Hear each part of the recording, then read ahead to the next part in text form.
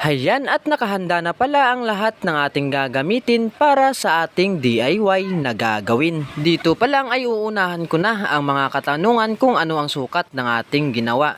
Ay ito pala ay 2 feet kanukis. Dahil handa na ang lahat, simulan na natin at wag nang patagalin. Dito pala ay sinimulan ko nang iporma kung ano ang dapat na gagawin. Itong DIY na gagawin ko ay talagang magagamit natin sa ating backyard kanukis.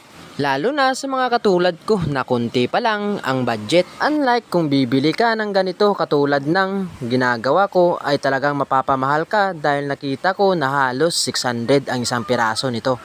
Unlike kung kawayan ang gagamitin mo, bukod sa makakatipid ka, ay ikaw pa mismo ang magdidesisyon kung anong design ang iyong gagawin. Hayan at dahil natapos na natin ang pagpapako, tapos na rin natin na gawin ang forma na gusto natin kaya ito na pala ang kanyang nagiging itsura.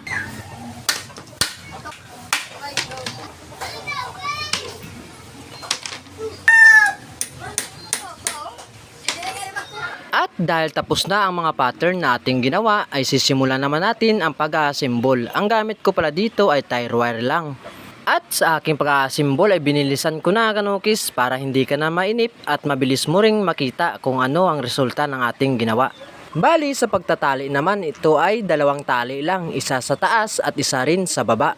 Kahit papano naman ito ay matibay na rin at hindi na kayang baklasin ng ating mga alaga. Bali ganito na siya kabilis i-assemble kanukis pag matapos mo nang gawin ang pattern at kunting tali-tali lang ay nakita mo na talaga ang kanyang forma. Mabilis lang gawin at maganda na rin ito para sa akin. At dito banda si Mrs. hindi na nakatiis. Pinatong niya na kaagad ang pinto ng kulungan. At dahil tapos na tayo dito kanukis, ito na pala ang nagiging resulta ng ating ginawa. Ang sukat pala nito ay 2x2x2. Maganda para sa ating inahin na ginagamit para sa breeding. At sa ngayon ay meron na tayong 2 piraso at dadagdagan pa natin yan soon dahil 4 na piraso ang ating mga inahin. Kaya naman wag na nating patagalin pa, testing na kaagad natin. Hayan at nilagay ko na nga ang ating mga inahin na gagamitin para sa breeding.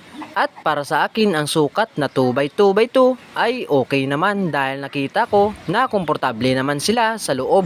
At dito sa loob ng ating 2x2x2 na ginawa ay pwede tayong maglagay ng pugad dun banda sa gilid. Dahil okay naman ang size niya at medyo malapad. At kung bubuksan mo naman ay ganito lang kasimple kanukis. Iangat mo lang ang pinto niya sa taas para kung ipabimbang mo na ang iyong inahin ay mabilis na lang kunin. At sana naman nagustuhan mo itong ginawa ko na video para